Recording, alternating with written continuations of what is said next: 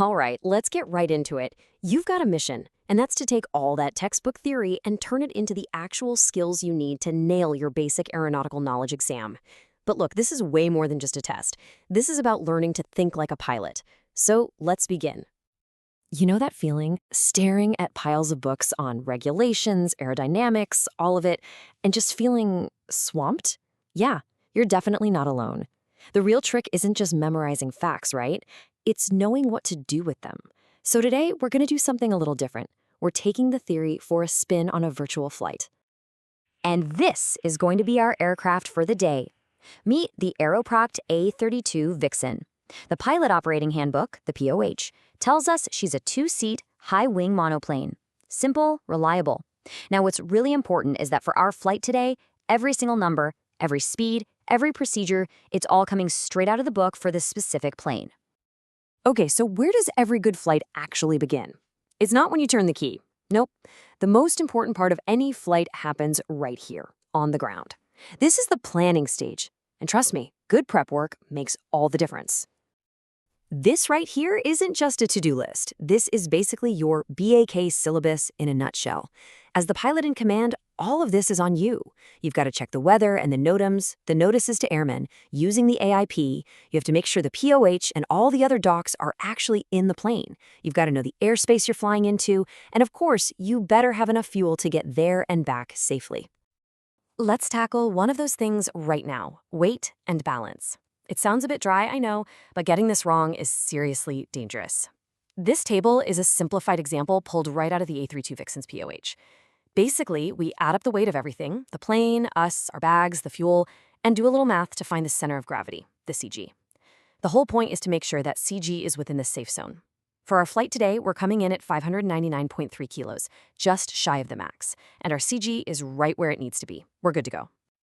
With the paperwork sorted, it's time for the walk around. This is your hands-on check, your last chance to spot a problem before it's, well, a problem in the air. We're checking the glass for a clear view. We're wiggling the control surfaces back at the tail. We're draining a little fuel to make sure there's no water in it. We're peeking under the cowling to check the oil. And the absolute last thing, make sure all the control locks are out. The paperwork thinks we're safe, the walk-around proves it. All right, planning's locked in, the walk-around is done, we are strapped in and ready to fly. Let's fire her up and see how all this prep work actually plays out once we get off the ground.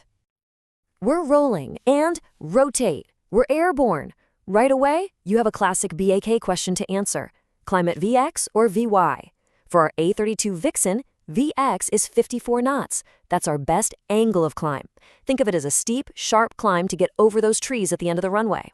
Once we're clear, we can ease the nose down and accelerate to VY, 65 knots. That's our best rate of climb, which gets us up to cruising altitude as fast as possible. See? 2 different speeds for 2 totally different jobs.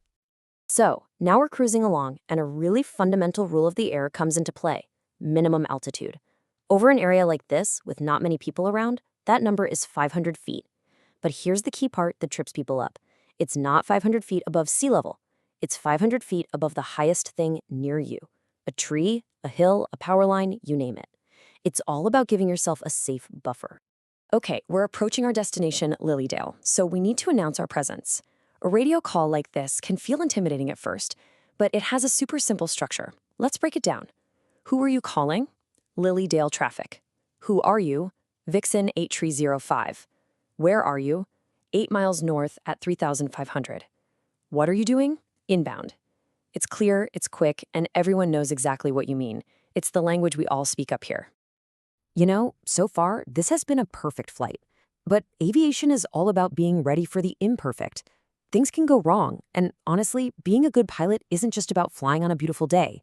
It's about what you do when things don't go according to plan. This is where something called threat and error management, or TEM, comes in. Now, don't worry, it's not some complicated theory. It's really just a smart, structured way of always asking yourself, what could go wrong on this flight? It's about spotting potential problems or threats and dealing with them before they turn into something much worse. It's just good airmanship, really. So what kind of threats are we looking for? Well, they kind of fall into 2 buckets. You've got your external threats, stuff happening outside the plane, like bad weather popping up or other planes you didn't expect. Then there are the internal threats, which are all about you.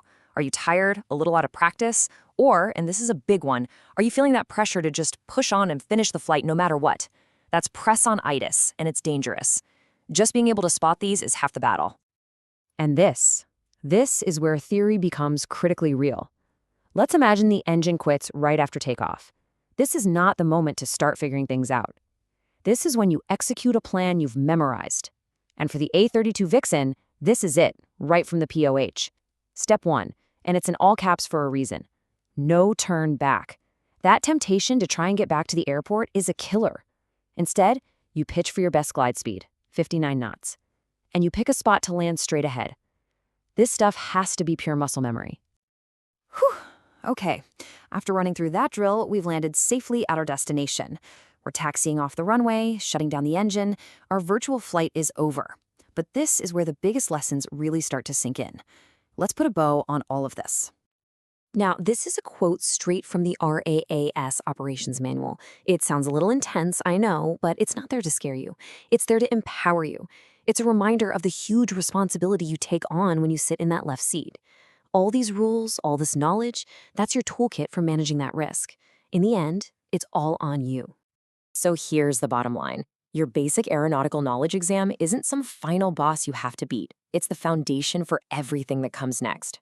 It's the mental software you'll be running on every single flight, from the weight and balance on the ground to an emergency procedure when things go sideways. It's not just about passing a test. It's about earning the title of pilot. So I'm going to leave you with a question to take with you. The next time you're about to fly, for real or even just in a simulator, I want you to try this. Before you even touch the starter, just stop and ask yourself, what is the single biggest threat on this flight today? Is it external? Is it internal? Identify it, and then make a quick plan to manage it. That right there is how you truly start thinking like a pilot. Fly safe.